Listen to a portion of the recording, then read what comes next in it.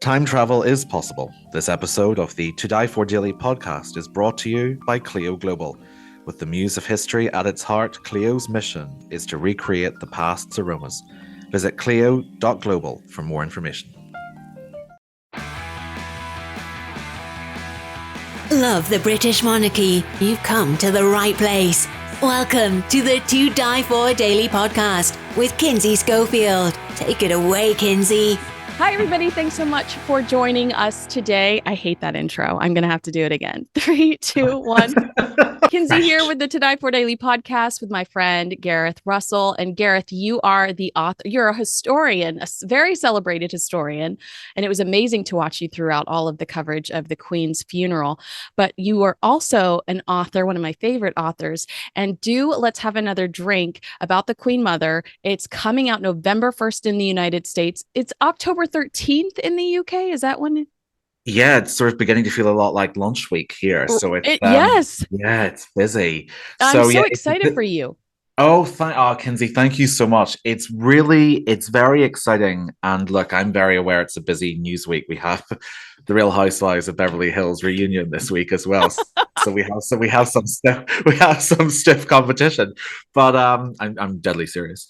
But I think it's just to have worked on the book and then to have the kind of reaction it's having right now is just unbelievable. I mean, you always sort of hope that a book will start getting this kind of reaction in its first, when it comes out. So I'm feeling busy and very lucky. Really quickly, I'll just say this is like a series of interviews we're going to do. We're just doing quick get-togethers to celebrate your book launch. So if you love Gareth, get ready. We've got more to come. And this is our happy hour. So we do have our happiest. Yeah. The happiest hours. Also, I want to tell you, but I'm not going to tell you who. I have somebody scheduled for the end of this month to podcast, but she told me she had to wait till after BravoCon and then she can do it. And you are my only friend that cares. The thing is, and when I interviewed people for Let's Have Another Drink, Kinsey, I was fine. Like, I really was completely normal and, some really fascinating, important people. I once thought I saw Lisa Vanderpump in the streets of Beverly Hills, and I'm telling you, I don't remember the next minute. My gosh, you blacked out. I had a religious experience. I have to assume that's what happened. That is so great. One thing that is so exciting about the buzz around this book launch is that this is a different route for you. This is not necessarily like your other books. Right. Were you fearful of going in this creative direction? And and what actually convinced you that this was the right direction to go?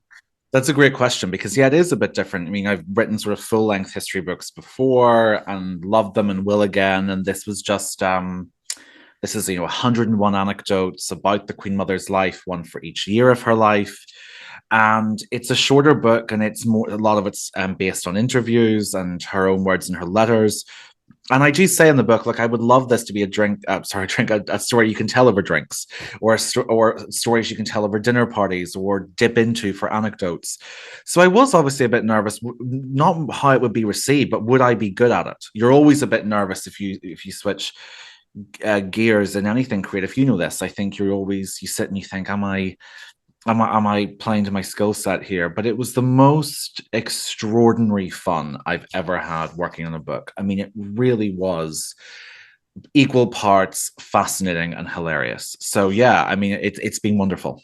Well, also, it's just so easily digestible in the way that it's written. It's, I can sit down and go, oh, I need 20, I'm going to take 20 minutes to just enjoy this book. And you can actually, the OCD person in me can't stop a movie unless it's at like the exact minute right. And with the book, I was Same here. This is great. It was just so easily digestible. So, I did want to address this. The last month of our lives has been pretty chaotic as royal watchers and commentators. How do you think the Queen Mother would grade King Charles on his first month of his reign? Well, she was very close to him. I mean, they read, he recently, strangely, I just finished the book and he was doing a walkabout in Scotland and he said near a camera. It was caught on camera. I used to come here with my grandmother. I still miss her every day. Oh, And that's 20 years since she yeah. passed away. So they were very close. And I think she would have, where I think she would have struggled a bit is the Queen Mother was very traditionalist. You know, she was born in 1900. I think some of the changes would have left her a bit, some of the streamlining we've seen would have left her a bit baffled. I think Queen Consort Camilla's decision to cut back on ladies in waiting, I don't think she would have thought that was a great idea. But ultimately, I think the Queen Mother would have been, from what I can tell of her, I think the Queen Mother would have thoroughly approved of how Charles has been in his first month. I think she would have approved of the dignity that he showed in all those travels Yes. to each part of the United Kingdom and in the way he eulogized his mother. And Mhm. I think also she would have been particularly touched that so much of the ceremonies took place in Scotland, which of course was the country, was her homeland. She loved Scotland. She spent, you know, they always said with the royals, the Queen Mother was the first to go to Scotland and the last to come back to England. So I think she would have loved that. And also, just from a mother's perspective, she was immensely proud of Elizabeth II. She thought she was a wonderful monarch. So I think Yeah. she would have seen with approval how the Queen carried on that duty to the end with appointing Prime Minister Liz Truss. And I think she really would have approved of the dignity and the steadiness with which Charles III has reigned so far. What is your take on the ladies in waiting? What is the value of ladies in waiting today? Is there Yeah. one? And is there a possibility that Catherine, the Princess of Wales, might bring them back? Because I'd like to go ahead and submit my application Application, immediately. sure. So the ladies in waiting is a really interesting one because they're not really paid. So it's interesting to see it as a cost. It's not really a cost-cutting thing. Their expenses are obviously paid, but they're usually drawn from aristocrats or friends of the Queen. I have to say they are a bit because their title is so archaic. I think people think they're sort of gorgeous irrelevances, but they're pretty impressive organizational units. You know, they answer and monitor all the correspondence. They coordinate a lot of the public events. They accompany the Queen on multiple events and sort of help them run more smoothly. So they played a big role, but I think, you know, part of the decision is that maybe it's better to have professionals doing these things as we enter a more professionalized century. I think it's less cost cutting and more of a modernization. And to your question about Catherine, first of all, absolutely CV submission time. But I don't. It's hard to go back to those things once they're Yeah, cancelled. I That's, you know, know. once the tradition is broken, it's very hard to piece it back together. So we'll see. That's what I was thinking too. Have you watched The Empress on Netflix yet? Hmm. I haven't, and yet I find CC fascinating, really fascinating. Okay, well, when you do watch it, we'll have to do a BFF rundown because I thought it was Sure. so amazing. I guess what I Did was you? going to Because ask. I've heard good things actually. I did a book years ago about, I mean, like 8, 9 years ago, about the tail end of the Austrian monarchy, and Cece was in it sort of at the start. Yeah. But I can remember thinking, why did I pitch the idea of starting the story so late? Because I find her so interesting Well, that I maybe kind she's of your next project. Maybe we collab. I don't know. Maybe there's more here. maybe there's a travel documentary we need to do. Nice trips to Exactly, Munich, because Vienna. she's compared a lot, and I guess I could see that she's compared a lot online to Diana. Yeah, Uh, absolutely. but what made me think of her is in The Empress, Cece's given a list of appropriate ladies in waiting, and Yeah. it's almost a way that household controls her because Oh they're yeah. they're women that the household picks based on, you know, very specific things. This one will tell us when you know she has her period. This one will tell, you know, these people will tell the household all these gossipy things about her so that they can you know, Right. ultimately kind of control her. So I watch that and I go, well, no wonder they don't want to ladies in waiting, because I think we grow up thinking ladies in waiting are your best friends, which I do think that Queen Elizabeth II's perhaps Yeah. were.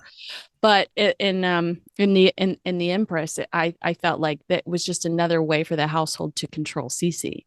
Well, it's interesting you say that because what the Elizabeth II and her mother had as an advantage is that they were born in Britain. And ladies in waiting usually have to come from the country where you are queen. So they Mm. were in a position where they could pick friends. But historically, going back centuries, there was, it happened with Cece, it happened with Marie Antoinette, it happened with really every queen consort. You were not allowed to bring friends from your homeland when you married into a foreign royal family. In Right. case they were spies, you also had to acclimatize and, cease to be Bavarian, Austrian, whatever. You had to become the nationality that you'd married into. And so they were basically told, particularly when they were younger, this is who you have to pick. And a lot of the ladies in waiting were glorified spies for the household. So it was not, and you had plenty of queens who were surrounded by women they actively loathed.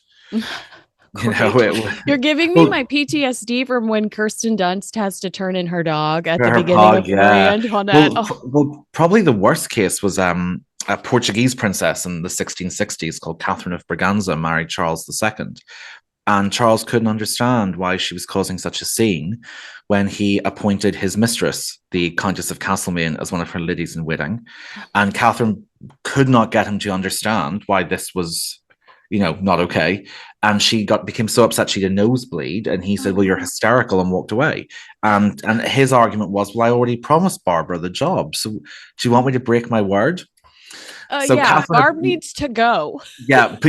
tell Barb that that the word and the contract are broken. Get me out of this. But no, Exactly. he made Catherine have Barbara as one of her ladies in waiting. I hate it here. I hate it here. This actually goes into what you were talking about with the Queen Mother and her being so committed to um the traditions. You say, I thought that this was beautiful. You described your book as a travel guide to a world that no longer exists.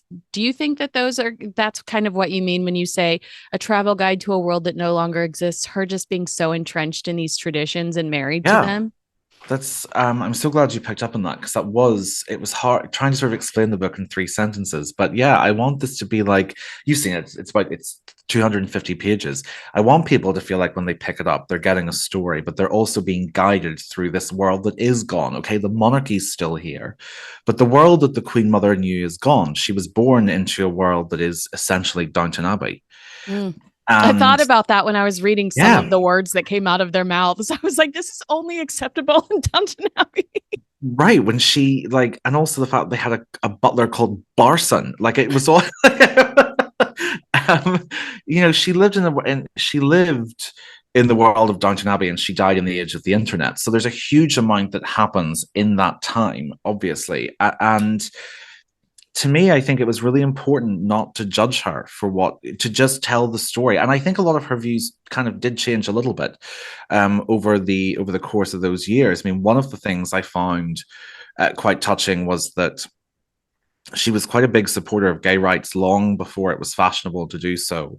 And in the 1960s, when homosexuality was being decriminalized, an opponent of gay rights contacted her and said, Your Majesty, to send a moral message to the country, you should fire all homosexuals on your staff.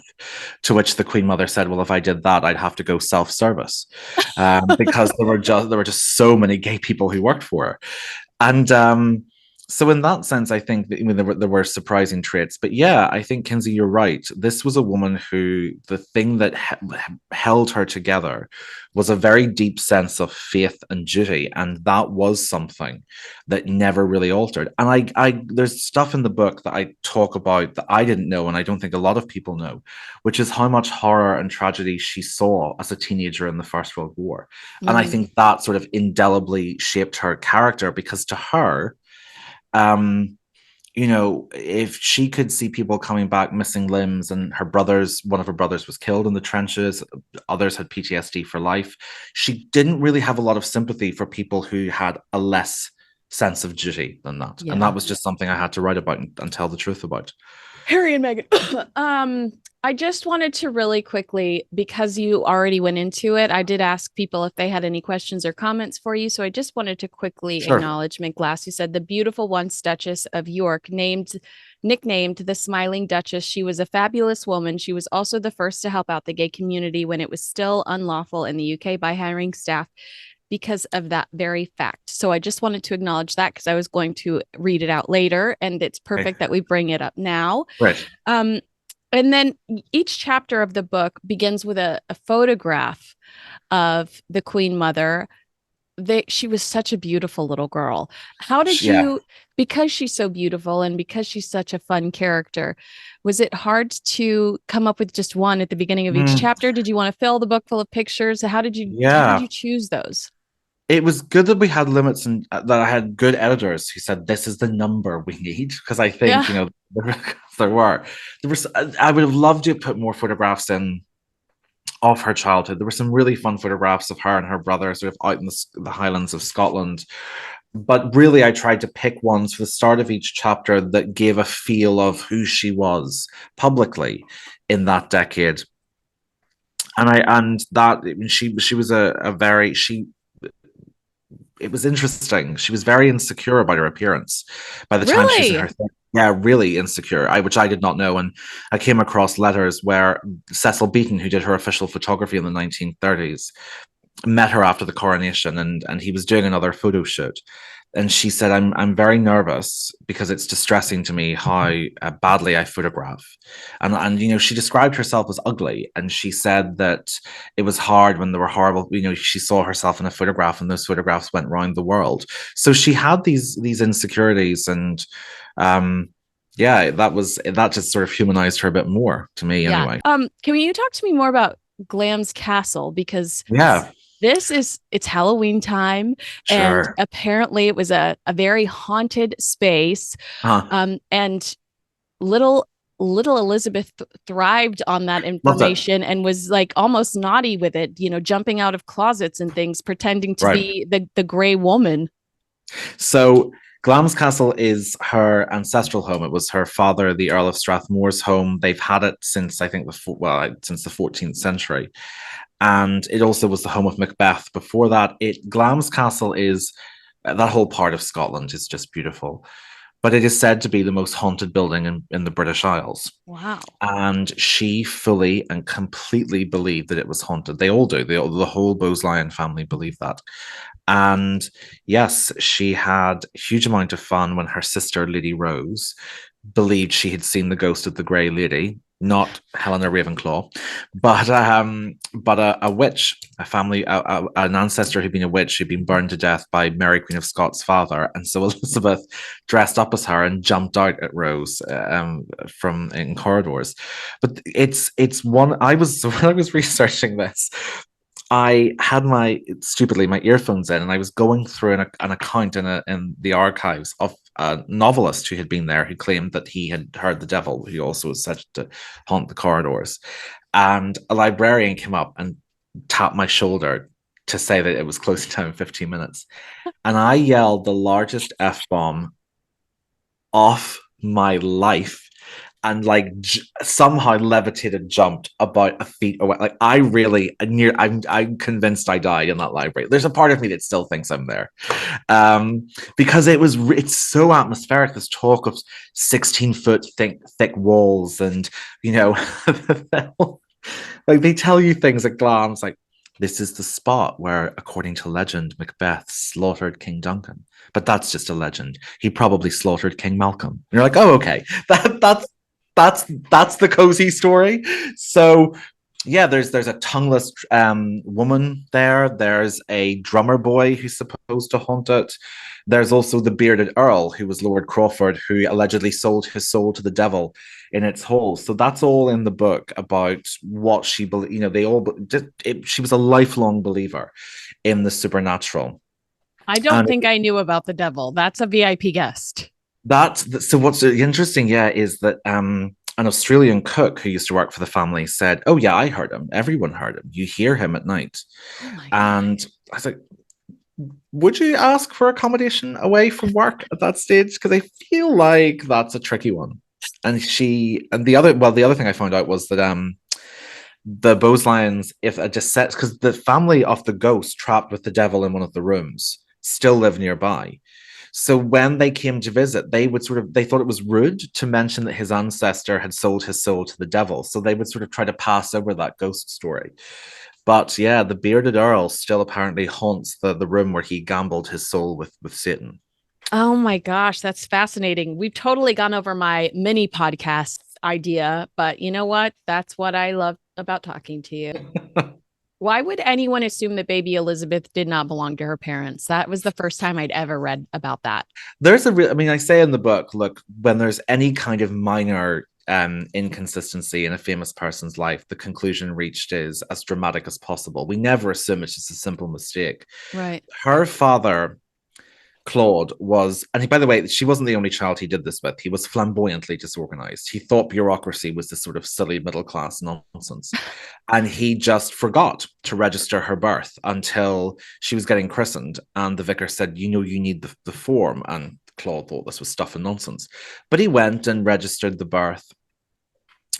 From the fact that her father didn't like paperwork, there is a theory that she wasn't really her mother's biological child and that she was secretly the surrogate or changeling child of a Welsh and/or French servant who was smuggled in to Lady Strathmore, Cecilia's bedroom, to pass them off as her child. And I say in the book, that is basically like adding 2 and 2 together and coming up with 375. Like that's the exact number you gave too in the book. Is it? First of all, 375 is the number is my go-to number for crazy. Like it's just, but it to me it's really interesting. When I say there's no evidence for this, and like mountains upon mountains to the contrary, it's interesting how many people once they've accepted it will just buy into it. And the fact that the argument is that Cecilia, Elizabeth, the Queen Mother's mother, was so upset by the birth of her child Violet that they did this. But Violet had died. Don't go in too much to it because this is I want people to buy the book. Yeah, well, I guess my question is, did Hugo Vickers? I read a quote in there from Hugo Vickers. How did this continue to grow? Is there anybody that gives it any clout or has put any water on the seed? Vickers is very firmly against it in his book. Okay. And there's also a biographer called Jane Dismore, who I think wrote a book about the young Elizabeth II, and she kind of tackles it as well and doesn't agree with it. Oh, that's so interesting. You talk a lot about the adversity that the Queen Mother experienced through her teenage years, but she really did have, what I would consider an enchanting childhood. Did she grow up with ambition, or was she just like floating through life? Yeah, floating through life. I think certainly there was a lot of pressure. Not pressure. Pressure makes it sound more Machiavellian than it is. I think the expectation for someone from her background was to marry, and to marry well. She'd have, as she said, a very, very happy childhood. I mean, and to the point where I describe her father as a royalist without much interest in the royals. Certainly, he had no interest in any of the children marrying into the royal family, and Elizabeth wasn't initially too keen on the idea. I think she became, after she married the future King George VI, I think she became very, very protective of him. And I came across quite an interesting quote from a courtier who worked for Elizabeth II. He said, I know a lot of people don't believe me, but I don't think she wanted to become queen in 1936. But that's not to say she didn't enjoy it afterwards. Right. So I think she was one of those people who didn't want to be in the limelight necessarily, but once she got into the limelight, she didn't want to step out of it. Right. That's the way I would describe her. All right. So here are some of the questions or comments that my followers made about Let's Have Another Drink. And I just want to get you to react to them. Sure. Apple Martini says the Queen Great name. Huh? Great name, Apple Martini. Starting out strong. Starting out real strong. Yes, there's the 10 points to Gryffindor. Go ahead. Exactly. All right. The Queen Mum was a true Leo, and she took no fools, apparently. What do you say to that? Oh God, she never thought about it. Yeah, she is. She absolutely is. That's so true. No, she didn't. Look, the thing is, apple martini, if I may. One of the things that emerged was that I think it dawned on her the longer she was in kind of public life, just how few people she could trust. And there was, some people that she had thought were friends, but then when they died, their diaries would be published and they would be making fun of how much weight she had gained or how bad her teeth were. And that was really wounding to her. So she learned to be a bit more guarded and a bit more suspicious. But yes, she absolutely did love the limelight, and she was a natural performer. She actually, when she was her daughter Elizabeth II said that that the one trait she wished she could have had was sort of her mother's complete ease with people. Yes, she always did seem very friendly and excited to make new friends or to meet new faces. My friend Bob Stump says, a woman to emulate. What are some of her best qualities, do you think? This isn't a word, but this is the ongoingness. It's the just keep carrying on thing. I mean, that really to me was pretty inspirational. The other thing, and it's almost the opposite of that grit, is enjoy life. I mean, she really, part of the reason why I picked the title "Do Let's Have Another Drink" is it's fun. Yes. She was a big believer in enjoying a good box of chocolates and a good drink, and she believed in sort of this. I mean, it sounds ridiculous for a queen, but she enjoyed the simple pleasures of life: a long walk, a stiff drink, a good box of chocolates. Enjoy those things in life. So the grit and the grace would be the two things I would put. Oh, grit and grace! What a beautiful combination. Okay, and this is from my friend Larry, Mr. Nashville. He's a talk show host in Nashville, Tennessee. He says, my question is, we've all heard of Backstairs Billy, who she loved and he loved her. I was watching a panel of journalists discussing things about a slimmed down monarchy and saying there are so many problems and staff is having gay orgies in the Queen Mother's home, blah, blah, blah. Surely that's not true. I just want my audience to know I did ask your permission before I answer. Sure, no. So first of all, I love Nashville, one of my favorite places. So that's a great question. Okay, Larry. So, Backstairs Billy, who was one of the Queen Mother's footmen, got his nickname for two reasons. The first was that he had a certain amount of influence behind the scenes in the Queen Mother's household, and also, yes, he snuck a lot of his lovers up the back stairs to his rooms. He was a very sexually active gentleman. What I would say is I don't think it would qualify as an orgy. I think you're probably right. I think orgy is really stretching it. I think it was probably just a merry-go-round of partners for Backstairs Billy. And with or without a slimmed down monarchy, look, if a staff member on their off time wants to enjoy time with their boyfriends or girlfriends, that's their own business. So with or without a slimmed down monarchy, I think there will probably still be Backstairs Billies. And do you think that words like orgies, do you think that happens when somebody's trying to sensationalize a? Of course it does.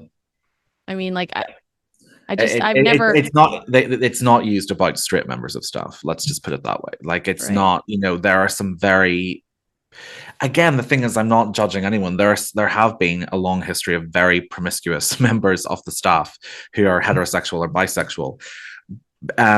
It was Billy Talon who really the word orgy seemed to be used. And by the way, historically, you're right. There is a tendency for that to be used to sensationalize things, particularly when it comes to politics. But Talon does seem to, and again, it goes back to what we're talking about. The Queen Mother really protected him from a lot of what we would now call homophobia, and what she would euphemistically just have referred to as unpleasantness. She didn't ever really, everything was veiled with her in the way she spoke. But no, I think he certainly was.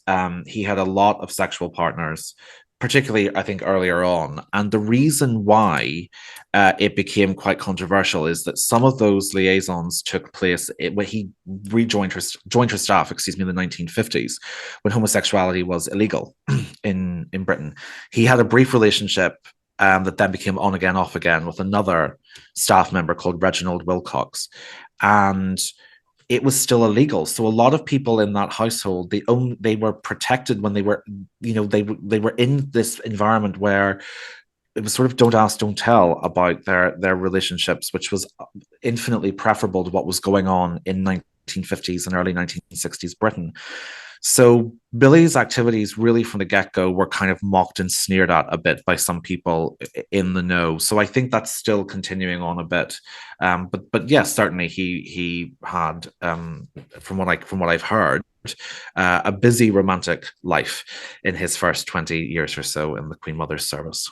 And probably no regrets. So cheers to Billy. No, je ne regrette rien. That's it, Okay, so I will just quickly say, I regret the introduction. We are no longer a mini podcast series. We're going full 40 minutes. Full tilt. We got a couple of more podcast episodes to come. This is all in celebration of Let's Have Another Drink, about the Queen Mother's extraordinary life. And this is such a fun book. If you are a fan of the royal family, especially if you're a fan of the Queen Mother, this is just a unique take. It's fun, it's light, it's joy. If you are looking for something that is uplifting and fun and educational, then this is such a great escape for you. We're doing a few of these episodes just to celebrate the Queen Mother's life and your book. And I'm so grateful for your friendship. Oh, you too, Kinsey. Thank you so. I mean, this has just been, first of all, what's not to love? But this has just been so. He's pointing at his alcoholic beverage, by the way. If you're just listening to us, diminishing. It's what she'd want. But thank you so much for having me and for those questions. That was brilliant. And thank you also for all your friendship and encouragement and support. Thank you for listening to the To Die For Daily Podcast with Kinsey Schofield. A transcript of this chat is available at todiefordaily.com. Please subscribe to hear more from your favourite royal commentators. Cheers.